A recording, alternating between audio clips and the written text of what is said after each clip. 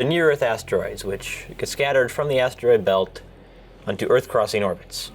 Over time, they either hit something, or they get gravitationally scattered out of the solar system entirely. So the question now is, how do these objects get there? What are their properties? And how their orbits going to evolve with time? If one's going to hit the Earth in the future, we'd like to know about it. There's a large size distribution of asteroids, because asteroids are not single solid blocks. They're rubble piles, they're bunches of rocks sitting on each other. In the main belt, the biggest ones, Ceres and Vesta, are several hundred kilometers wide. Ceres is usually referred to as the size of Texas. They're not going to come anywhere near the Earth at any point in the future. We know their orbits very well. Ganymede and Eros are 50 and 27 kilometers in maximum dimension, respectively. There's about 1,000 larger than 1 kilometer wide. We know where almost all of those are at this point, spread throughout the entire inner solar system, so the density is very, very low.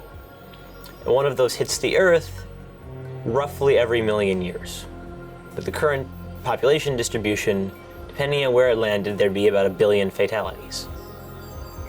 So you really don't want one of those to hit the Earth. We're tracking pretty much all those objects now. There's many more smaller objects. The current plan is to find 90% of all objects larger than 140 meters.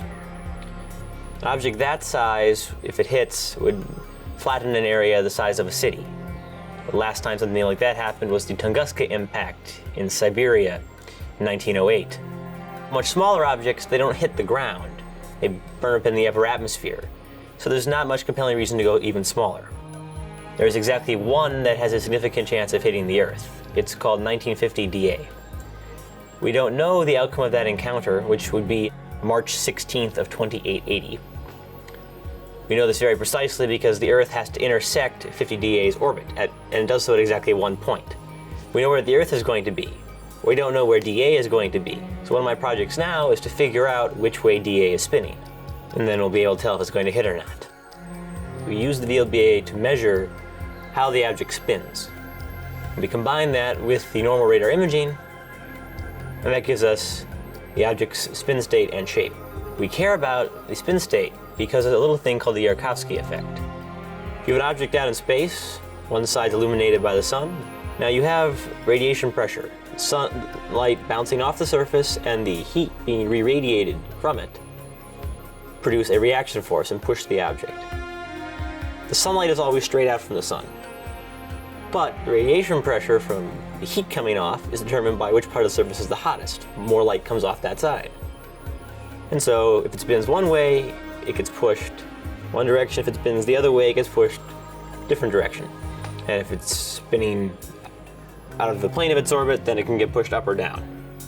We really care about an object's spin state and its size and shape if we're going to predict its orbit into the future. And this can accumulate to many times the Earth's diameter over time spans of a few decades. What the VLBA lets us do is break that ambiguity.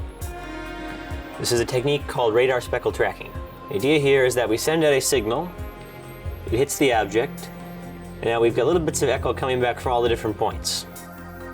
What's going on there is the echoes from different parts of the surface are interfering with each other. Because light is a wave, at some points it interferes constructively and you get a bright spot. At some point it interferes destructively, you get a dark spot. As the asteroid spins, that pattern rotates. It moves across the Earth.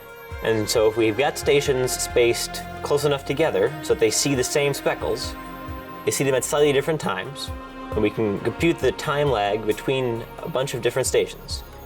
And we get the direction and speed of the speckle motion. And that tells us the object's spin state. The particular object I mentioned, 1950 DA, cannot be observed with the VLBA for a couple of decades. So if we can't figure out its spin state using other observations, and we're trying,